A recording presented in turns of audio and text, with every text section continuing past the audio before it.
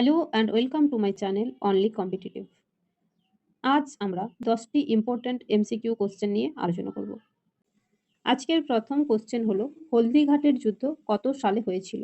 Option A 1572, option B 1576, option C 1564 and option D 1605। এখানে answer হবে option B 1576। 1572 সালে কি হয়েছিল? আকবর গুজরাট দখল করেছিল এবং 1605 সালে আকবরের মৃত্যু হয়েছিল। নেক্সট কোশ্চেন হলো, মনসবদারি প্রথা কোন মোগল সম্রাট চালু করেছিল? Option A Akbar, B Babur, C Jahangir, D Humayun. এখানে আনসার হবে অপশন এ আকবর। প্রথম মোগল সম্রাট কে ছিল? বাবর। সর্বশ্রেষ্ঠ মোগল সম্রাট ছিল আকবর। সর্বশেষ মোগল সম্রাট কে ছিল? দ্বিতীয় বাহাদুর শাহ। হুমায়ুন কে ছিল? হুমায়ুন ছিল বাবরের পুত্র এবং জাহাঙ্গীর ছিল আকবরের পুত্র। ভারতের প্রথম শিক্ষামন্ত্রী কে ছিলেন? Option A doctor Rajendra Prasad, option B doctor Radhakrishnan, option C Abul Kalam Azad and option D Sardar Vallabhbhai Patel.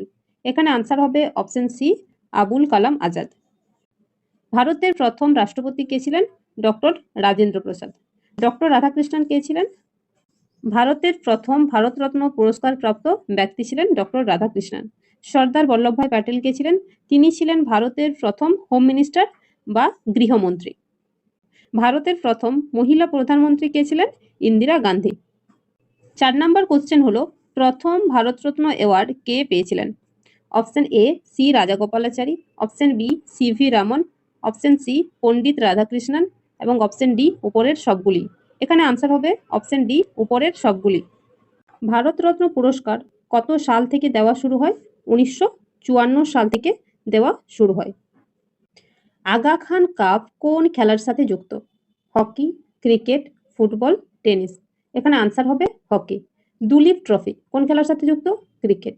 Ranji trophy কোন খেলার সাথে যুক্ত? ক্রিকেট। বিসি রয় ট্রফি এটা ফুটবলের সাথে যুক্ত। আবার ধ্যানচাঁদ ট্রফি সেটা হচ্ছে হকির সাথে যুক্ত। কোন মুঘল সম্রাট কালান্দার নামে পরিচিত ছিলেন? আকবর, বাবর, হুমায়ুন, জাহাঙ্গীর। এখানে আনসার হবে অপশন বি বাবর। এটা প্রিভিয়াস ইয়ার কোশ্চেন। বাবরকে কালান্দার কেন বলা হতো বলতো? তার সততার জন্য তাকে কালান্দার বলা হতো। কোন মোগল সম্রাটকে ন্যায়ের রাজা বলা হতো? সেটা হচ্ছে জাহাঙ্গীর। হুমায়ুনের জীবনী হুমায়ুন নামা কে লিখেছিল? তার স্টেপ সিস্টার গুলবদন বেগম। আকবর নামা কে লিখেছিল?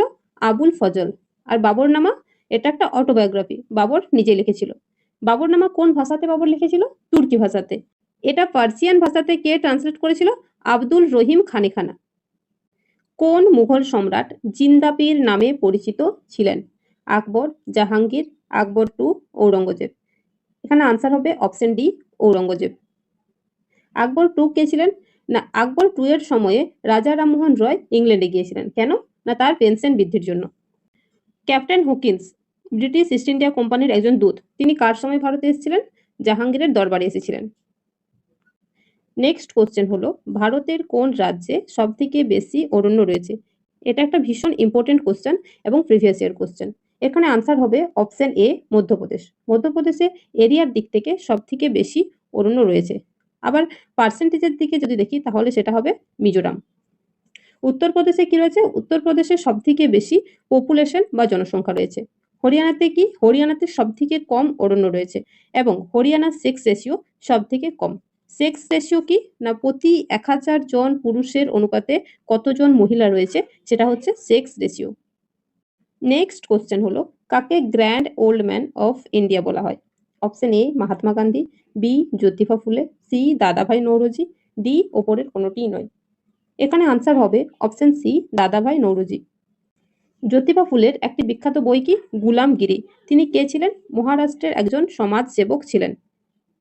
মহাত্মা গান্ধী কত সালে ভারতে আসে? 1915 সালে সাউথ আফ্রিকা থেকে ভারতে আসেন।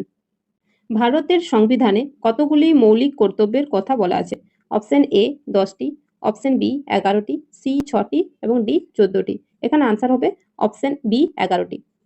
1949 সালে যখন ভারতের সংবিধান গৃহীত হয় তখন কিন্তু আমাদের মৌলিক কর্তব্যের কথা ছিল না।